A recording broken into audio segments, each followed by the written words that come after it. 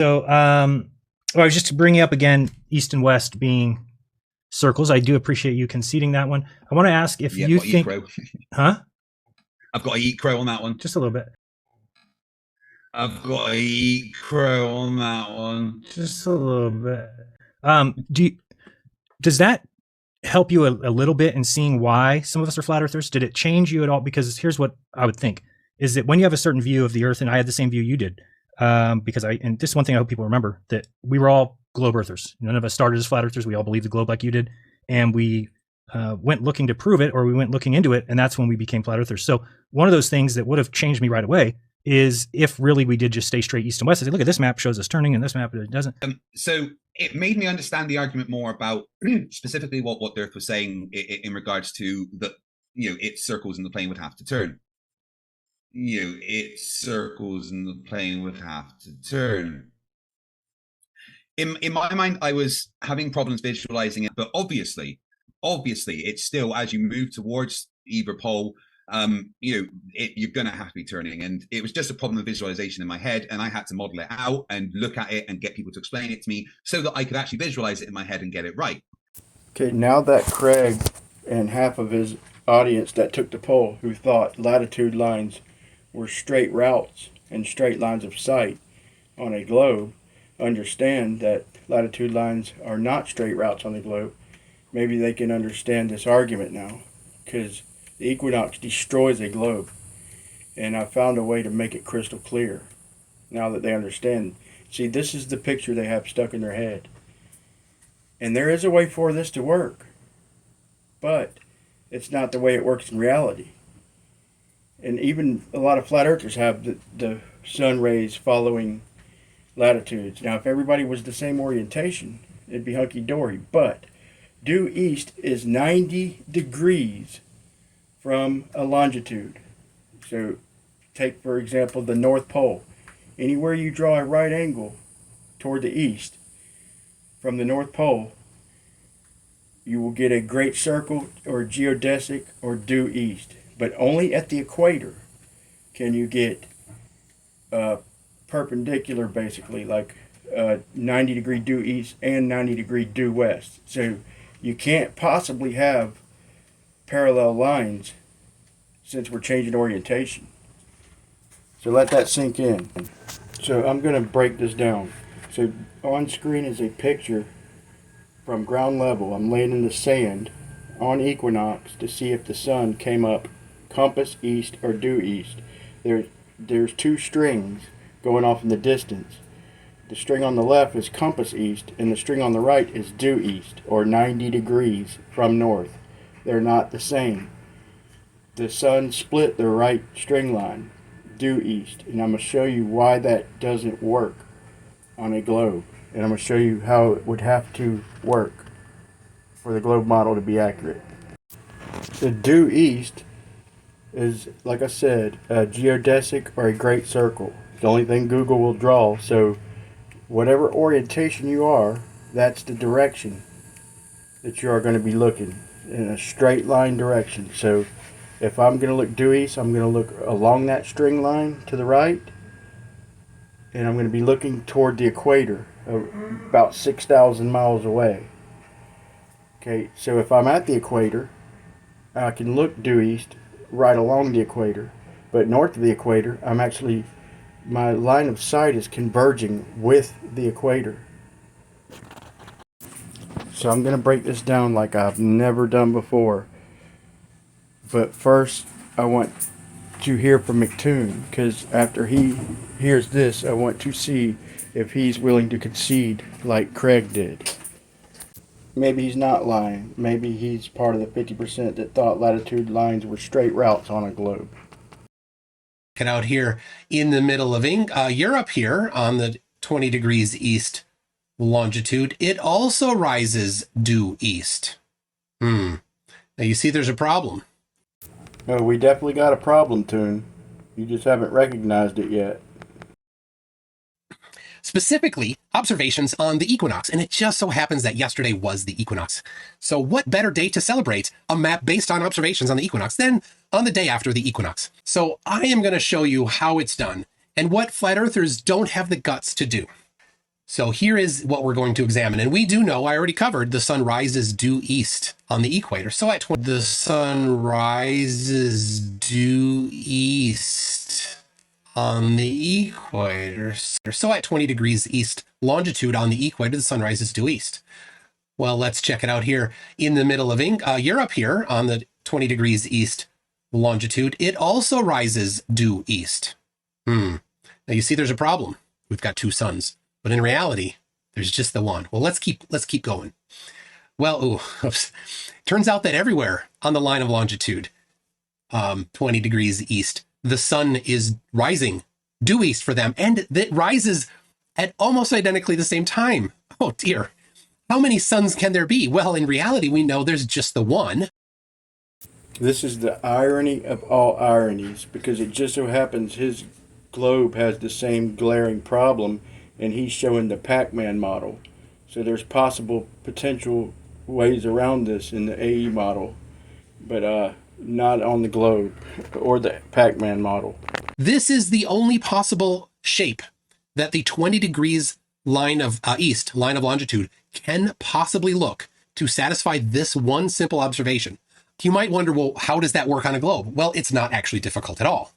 If you see there, this is not the 20 degrees east, but it is some number of degrees east longitude, and we can see the terminator line between dark and light. You can see very clearly that the sun's rays will be coming on the globe nearly parallel. That's how the sunrise would look, because everybody along that vertical line there would experience sunrise at the same time, and they would all see it due east at the same time for sunrise and due west for sunset. They would all see it due east. That's how it works on the globe. Now I'm going to show how it can't work like that on a globe. So here I show a 90-degree angle, which is due east, but it's heading toward the equator. And then I show a line from 30 degrees south, and it's a straight line tangent at a sunrise off in space. So that line represents a straight line of sight, a tangent to the horizon, right off into space. So there's gecko number one. That represents looking along the equator, straight line tangent off into space. Now here's gecko number two at 20 degrees north. And look, the lines are crossing. Now here's where the problem gets glaringly obvious. You have the two due east lines, including the equator, which makes three due east lines. Okay, so they're converging at the equator, and then they are extending on out past it. So if you have three observers all looking due east, their path is crisscrossing, looking at different suns out in space. So it's the globe that actually winds up also with multiple suns, like the Pac-Man model. How ironic. And it gets even worse. So if you backtrack and just do the reverse of that due east, it diverges even worse. I mean, it diverges off into deep space. So they're done. But I'm going to show what would work. I'm going to show a couple things that would work on a globe. So obviously, if the Earth were a cylinder, which is the way they pretty much have it mapped out most of the time, it seems like it would work. But if it worked the way they claimed it works, so here you see them looking out into space at a tangent at their same latitude, but that's not due east. So bear with me one more time while we listen to Toon's closing statements and listen to him project. So this is going to be well worth the wait, my crescendo. So I want to see if he's willing to practice what he preaches.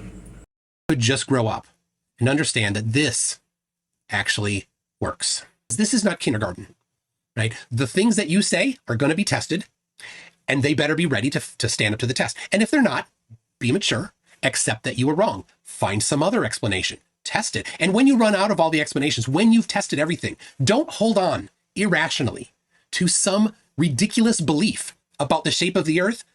So you heard him. So when I show him this and he understands it and he tests it and it doesn't work, don't hold on to some ridiculous belief about the shape of the earth.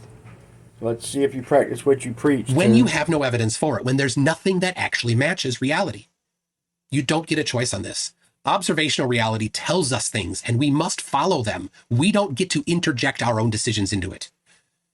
When it contradicts our own wishes, we must be honest, we must be rational, and follow the actual evidence. So you heard him. You must be honest, you must be rational, and you must follow the evidence. If something doesn't work, so this is a big test. This is a huge test. Toon can prove his honesty, and maybe he just didn't understand the whole time. But when I show that it doesn't work, period, on a globe, let's see how he reacts. Let's see if he practices what he preaches. Okay, this is basically the same picture as they show. And you see, this is one longitude, and let's just say 3 different latitudes. So the sun must appear at a tangent at the same latitude. So there's no way to get parallel lines on the globe. But we're looking at the tangents here. So the sunrise must be a tangent above the same latitude. So let's see what that looks like on a globe. Okay, so I'm starting off at longitude 80 and latitude 20, just barely under Cancer. And I'm traveling the distance between like 61 and 6,200 miles. And this is what a tangent looks like going to the same latitude. Okay, this is what it would have to be on a globe. It would have to be compass east. So I'll do it south of the equator. We know the one on the equator is going to do the same thing. So I'll show you right here, same thing. Longitude 80, 20 south, between 61 and 6,200 miles. Got the opposite curve, but we're going from basically latitude to latitude, the same latitude, compass east. And boom, that is what would give you parallel sun rays. Okay, where you'd have your sun lined up, so you could have one big sun and it could cover all 3 of them spots and be parallel. Okay, on the surface of the globe it would be a little wonky, but the tangents would work.